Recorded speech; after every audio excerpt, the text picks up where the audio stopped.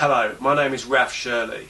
In today's video we will be discussing two things. First of all, I've got a CD out of my show. Second of all, I'd like you to meet my second best friend, Peter. What do you do? I'm a chambermaid at a hotel. Peter, what is your speciality? Well, Raf, in my spare time I like to collect guns. Yeah. Replica guns. Well, yeah. Yeah. He's a survival expert / gun, replica gun enthusiast. Remind me, Pete, what's your actual occupation? Well, my actual occupation is I work in a hotel. What do you do? Oh, well, various things. Customer services? Yeah, customer services. Quite a lot of that. Work in the rooms? Yeah, I guess you could say I work in the room. Yeah. What do you do in the rooms? Well, I need to check that they're satisfactory for paying guests. He's a chambermaid. Vital statistics. Hotel name: Moon Cliff Resort. Vital stats number 2: wages minimum. Vital stats number 3: all meals provided. Remember, buy my show on CD. Breakfast, fry up, lunch, Sandwiches. typical fillings. Chicken and chorizo. Tuna lemon. Solid. Ham. Honey host haha. Solid. Dinner. Lamb brace. What kind of gun is this? A replica of? That's a replica of the SA-80, standard issue in the British Army. How many bullets per second we're talking? I'm guessing 20, 25. Very nice. And what's this one? That's a standard issue 9mm S. Walther PP9 Golden Edition. Am I correct in thinking this is the weapon of choice for James Bond? This is the weapon of choice for James Bond in 1903. Typical breakfast equals? A good British fry-up. This includes buttered mushrooms, Peter, bacon, the viewers are familiar with the typical British fry-up. and if I'm feeling a bit cheeky, maybe a few crisps. Peter, I think the viewers are familiar with crisps. The reason Peter is here today is he has a special interest in survival. What happens when shit goes bad? You need to be prepared for the unfamiliar and the unexpected. That is where I come in. Survival is my name, and damn it, it's my game. Peter, in your flat, you have food to survive. How long? Tell the audience. Well, basically, I need to make sure that any time I buy chilled food, it goes straight in the freezer. Because, as far Question.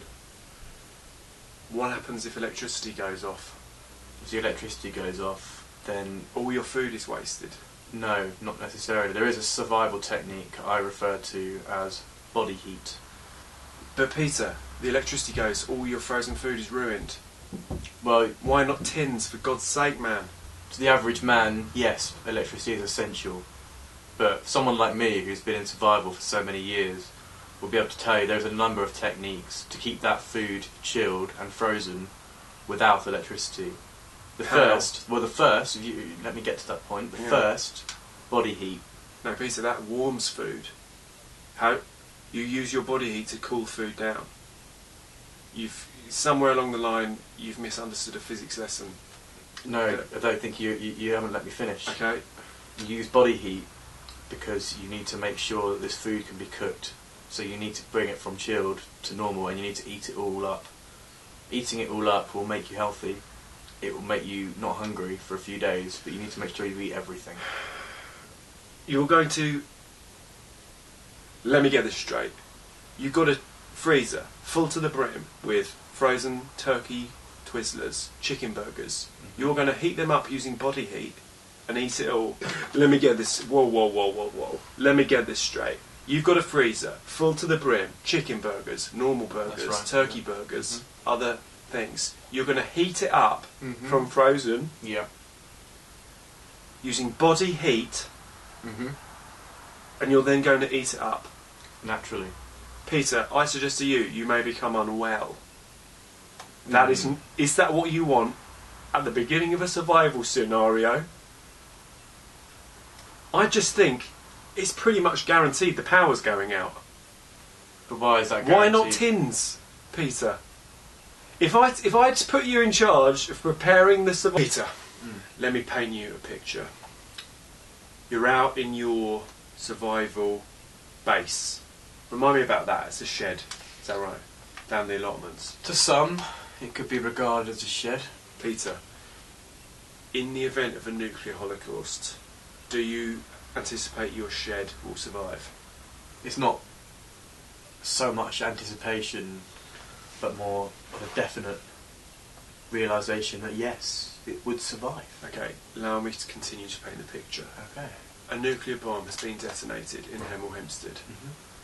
It's an important military target. The shed is flattened. The freezer has withstanded the blast. The chicken burgers are okay, but the power has gone out. You arrive and they're mouldy. You have this gun, replica gun. How are you going to survive? Well, to be honest, I think your situation is highly hypothetical. It's difficult to draw on conclusions with such a basic idea, and forgive me for saying, it's highly naive of you to say so. I forgive you. Yeah. Okay. Oh.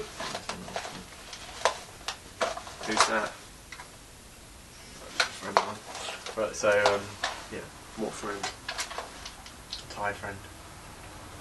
So anyway, there is food in nature. yeah. Rabbits, mushrooms, worms, Yeah. ants, fellow man. If it comes down to it, would you eat a fellow man? Well, what you have to think about is, protein is a good source, especially in the wild. When you have nothing else, you need protein to survive. And if man is going to give you protein, then sometimes you just have to come down to it. The shed is flattened. The food is rotten. You are eating your fellow man. You are savage. Your replica gun proves useless because it is not an actual gun. What are you even going to use that for? Frightening off fellow men? Well, Threatening? yeah, in a nutshell, I guess, yes. Nuts. That's why I said that intentionally, because that was moving me on to my next point. I'm also, not only am I an expert in replica guns and the wild, well, I suppose arguably you could say nuts are part of the wild, but I am an expert in nuts. Peter, is it or is it not true you once ate a pine cone believing it was a nut? That's irrelevant, really. It's quite an easy thing to do, but yes, this is true. But this was before I was an expert in nuts. It quite easily happened, I managed to misconceive the two, and I was very, very ill for a good few days. Okay. And that's when I decided I need to know more about nuts. So I took a course in nut collecting, and that was it, really. Possible causes for the apocalypse. Hit me. I think the possible causes is quite broad range, really. I think one of the main causes is probably not recycling enough.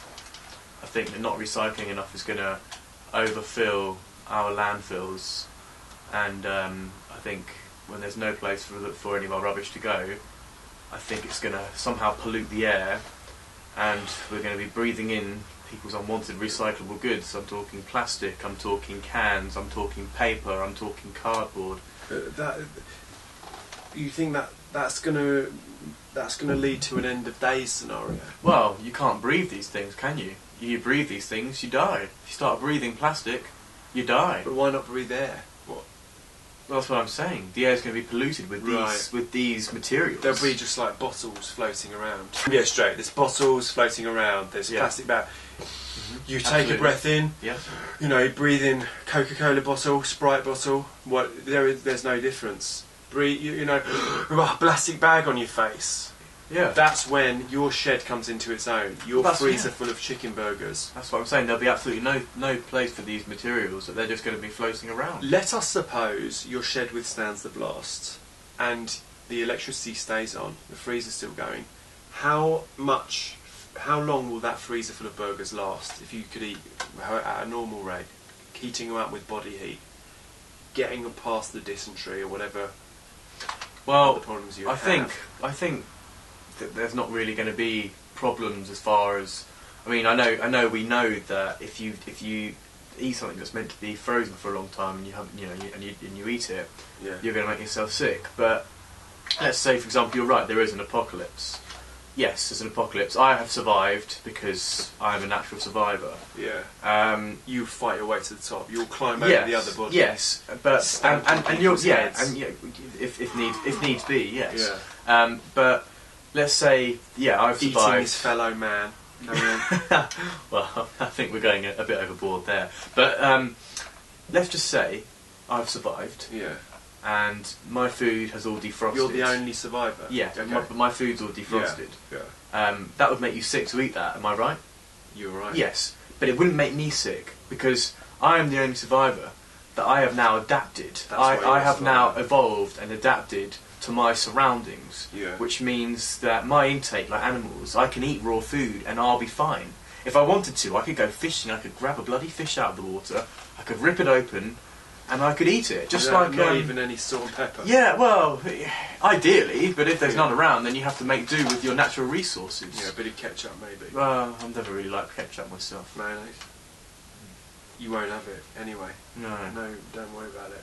Don't worry yourself. If it came down to it, I could smash your shed with my bare hands. I don't know about that. I mean, you wouldn't have the chance to smash my shed with bare hands. In what sense? What, you'd protect it? You'd get to me first. Yeah. I'm not someone you want to mess with when it comes to my shed. You get the replica guns out. Bash me on the head with your replica SA-80. How ironic to be bashed to death with a replica SA-80. Why is it ironic? Don't know. Maybe it isn't. In what sense are you a survival expert?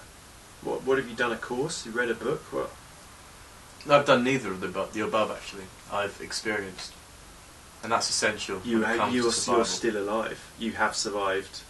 But I've spent a number of my time in the wild, yeah, living off natural resources. Yeah, but I've survived as well. But you haven't survived in the wild. Have you lived in fields? Have you survived off sheep? When you lived in a field, what, you just slept in the field? I did, yes. Did you have any shelter? Yes. What? I built a camp, actually, out of corrugated iron. And where did you get said corrugated iron? Well, I took it off, well, admittedly, it's not my finest. I want to talk about something very serious now. Loss. Now, when I was... Who's that? Not appropriate time to be receiving a call, Peter. No, I'm sorry. What did I hear? But back to loss. When I was... I want to talk about something very serious. I want to talk about loss.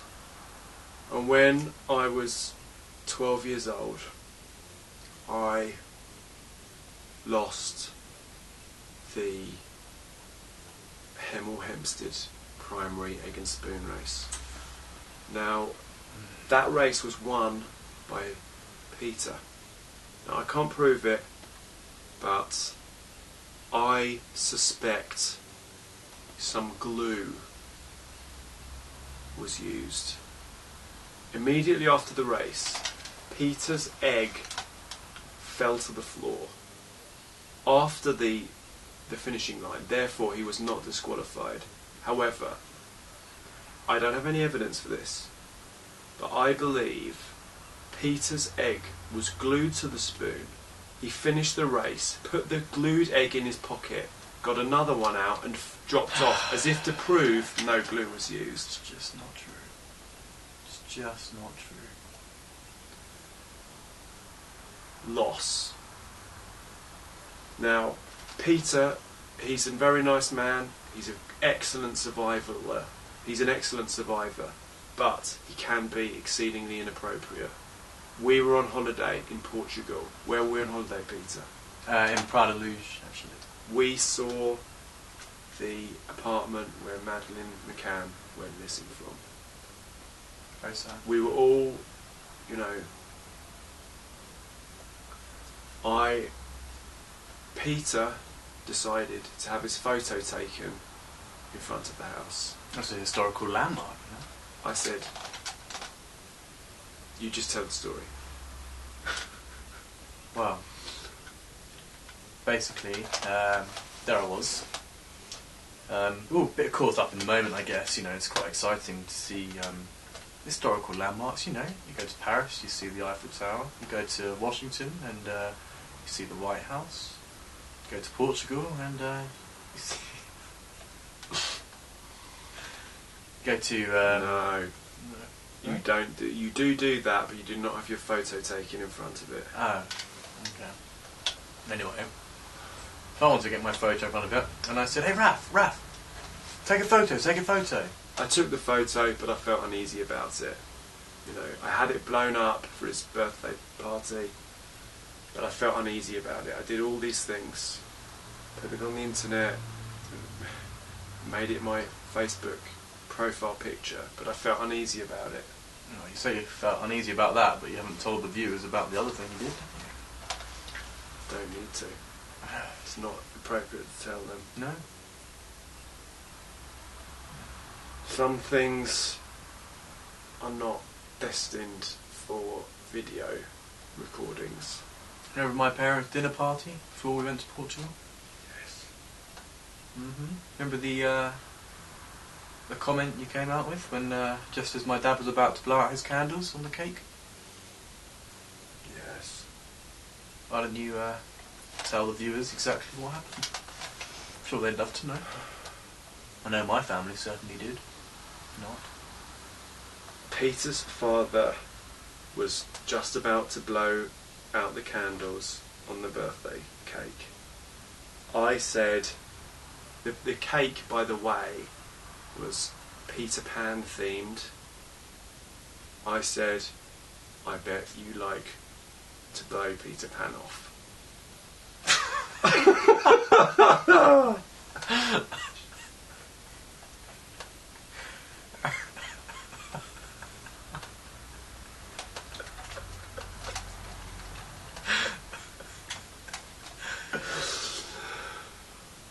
At which point I was expelled from the party and I haven't been well.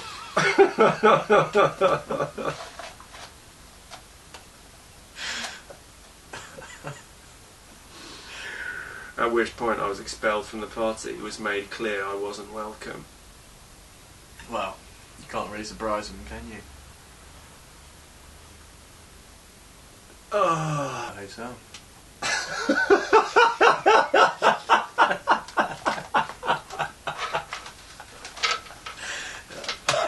Wait. What? Wait. Occupation is occupation. Occupation. Occupation. Right.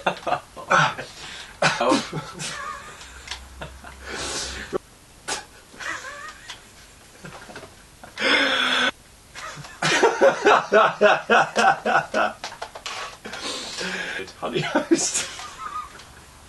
Pete, tell us. So Pete. It's the weapon of choice for James Bond in Do not call him Gay Bond or Games Bond, whatever you do.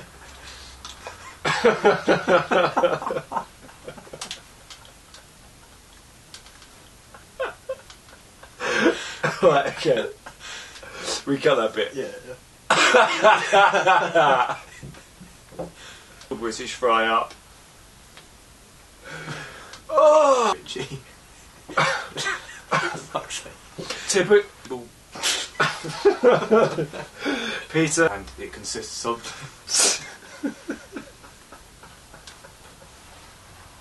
Go from good.